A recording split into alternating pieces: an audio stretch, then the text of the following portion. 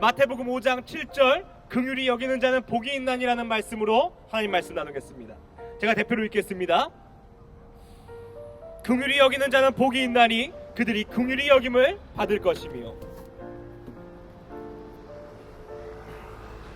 오늘 나눌 하나님의 말씀은 긍휼히 여기는 자는 복이 있다라는 제목입니다. 제 인생을 참 돌아봤을 때요, 얼마나 많은 긍휼과 은혜를 받았는지 사실 모르겠더라고요. 그 중에서도 제가 늘 입버릇처럼 했던 말이 제가 인복이 참 많다는 것입니다. 하나님께서 이 부족한 종에게 날마다 좋은 사람들을 붙여주셨어요. 그 중에 기억나는 분들이 선생님이었던 것 같아요. 제가 중학교 때 정말 좋은 선생님이 계셨습니다. 영어 선생님인데요, 저를 가르치던 선생님도 아니었어요.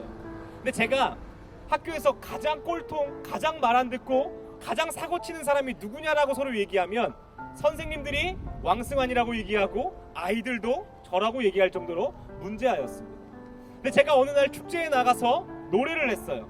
노래를 했더니 이 반응이 굉장히 뜨거웠던 거예요. 그 영어 선생님이 그 다음날 저한테 오셔서 이렇게 말씀하시는 겁니다. 승환아, 하나님께서 너에게 능력을 주셨다. 수많은 사람들은 너에게 기대하지 않지만 나는 너를 믿고 너를 기대한다. 하나님께서 너를 분명 귀하게 써주실 거야. 근데 그 한마디가요, 끊임없이 제 마음속에 남아있는 겁니다. 그렇게 귀한 긍휼의 은혜를 받았어요.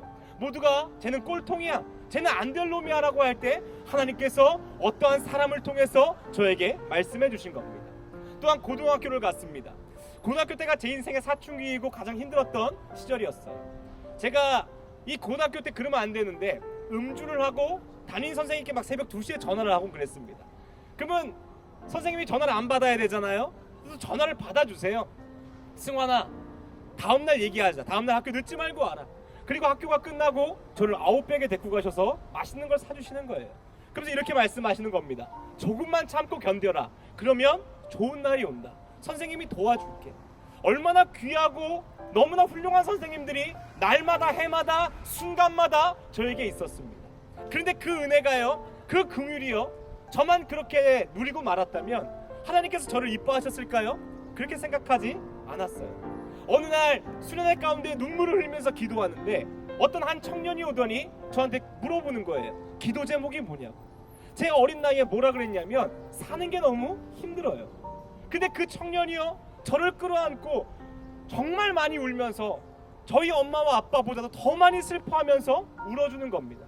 제가 그날 얼마나 많은 위로를 받았는지 모르겠어요. 그리고 제 마음 가운데 도전이 생겼습니다. 나도 그와 같이 살리라. 나도 다른 사람을 위해 울어주고 다른 사람들이 나에게 격려해주고 긍휼을 나눠주었던 것처럼 나도 그러한 사람이 되리라.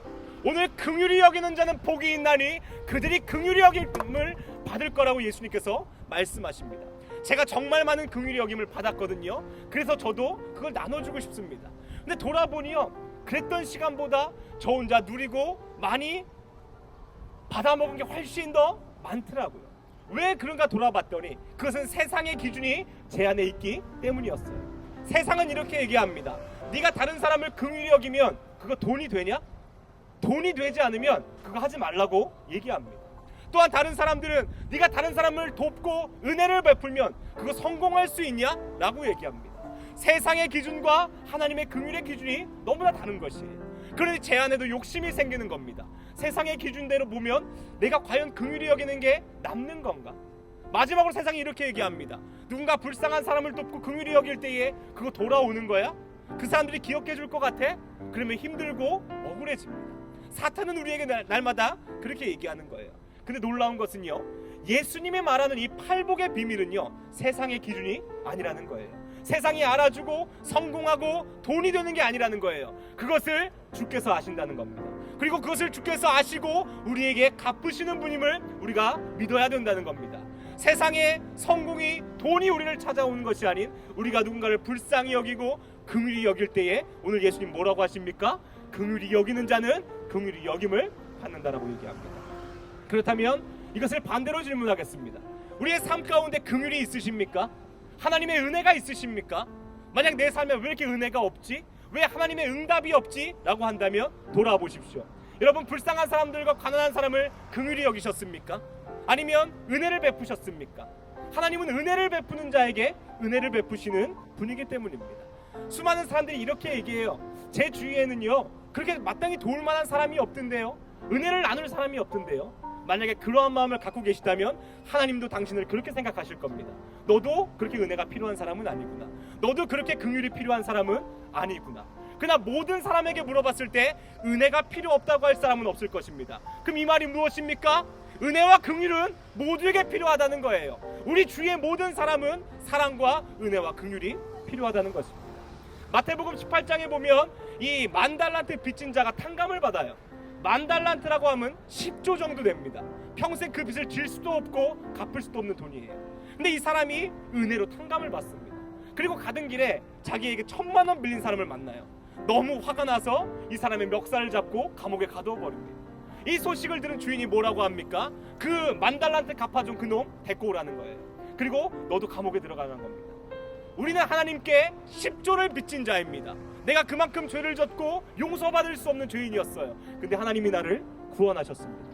그런데 나에게 조금 빚진 사람, 나에게 조금 잘못한 사람을 용서하지 못하고 모든 분노를 쏟아내는 우리의 모습을 다시 돌아보라는 예수님의 음성을 기억하시길 바랍니다. 오늘의 제목이 무엇입니까? 긍휼히 여기는 자는 복을 받을 것입니다. 그 복의 기준이요, 세상의 기준과는 같지 않습니다. 돈이 되냐고요? 그렇지 않아요. 그리고 성공이 되냐고요? 그렇지 않습니다. 그러나 하나님의 긍휼이 그거보다 크심을 저는 믿습니다. 그 긍휼을 사모하고 하나님의 은혜를 사모하는 우리가 되기를 간절히 원합니다. 마지막 유명한 간디의 말로 오늘의 설교를 마치겠습니다. 간디가 했던 말인데 참 날마다 저를 돌아보게 하는 말입니다. 내가 예수 그리스도는 좋아하지만 그리스도인은 좋아하지 않는다. 왜냐하면 그리스도인은 예수 그리스도를 닮지 않았기 때문이다. 그것이 정말 이 시대의 문제인 것 같습니다. 교회가 커져가고 교회에 수많은 사람들이 있지만 그들 가운데 예수 그리스도를 닮았냐라고 질문한다면 사실 저부터 굉장히 부끄러운 사람이기 때문입니다. 그래서 우리가 긍휼히 여기는 자는 긍휼히 여김을 받을 것을 믿으며 예수님의 마음으로 살아가는 우리가 되기를 원합니다. 우리 시간 같이 한번 기도하겠습니다.